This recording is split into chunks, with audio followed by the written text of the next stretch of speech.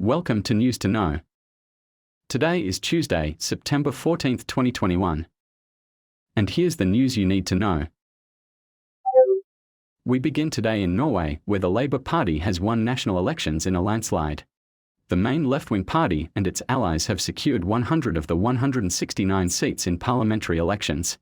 Labour Party leader, Jonas Gahr Støre, is expected to be made the new Prime Minister of the Scandinavian nation. This is the first time Labour will be in power since 2013. While it might appear that a left-wing government would be willing to abandon Norway's massive oil sector, Mr. Støre has advocated for a slow transition away from dependence on oil exports. Norway's oil sector currently makes up 14% of gross domestic product and over 40% of Norway's exports. With Labour's election victory, all 5 Nordic nations in Northern Europe will be led by left-wing parties. Following up with our previous reports, the BBC has a report out claiming retaliation killings in Panjshir. The Taliban fought their way into the northern mountain valley last week, but promised not to carry out retaliatory attacks. However, the British broadcaster says they have confirmed 20 such killings have taken place over the past week. They report one such incident where a shopkeeper, Abdul Sami, refused to flee from the Taliban advance. His mentality was that he was a simple, poor store owner and had nothing to do with the war. However, the Taliban accused him of selling cellular SIM cards to resistance fighters, and Mr. Sami disappeared soon after that. A few days later, his dead body was dumped in front of his house. Eyewitnesses said that his body bore signs of torture. Over the past few days, Israeli Defense Forces carried out strikes against Hamas in the Gaza Strip. The attacks came in response to recent rocket fire from the Palestinian territory.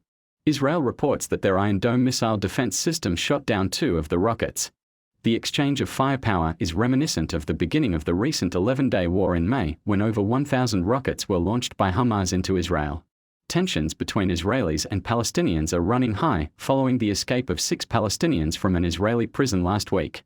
To further escalate the situation, a 17-year-old Palestinian boy stabbed 2 people at a bus station in downtown Jerusalem. Israeli police shot the boy in the chest. He underwent surgery and his current condition is said to be unstable.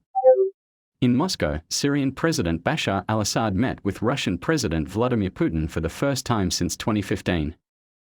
President Putin denounced foreign governments stationing their military personnel in Syrian territory. He particularly called out America and Turkey for their involvement. America has hundreds of special forces in territory controlled by Kurdish fighters, aiding them in their fight against Islamists. Turkey pushed its forces across into Syria in order to secure the area around its border and to deter Kurdish rebels in Turkey from joining up with their Kurdish cousins in Syria. The civil war in Syria began in 2011, but saw a giant shift in favor of the Assad regime in 2015, when Russia sent its own forces into Syria to aid in the fighting. Since then, the various rebel forces have been pushed back, and the Assad regime, which once looked on the brink of collapse, now controls much of the country.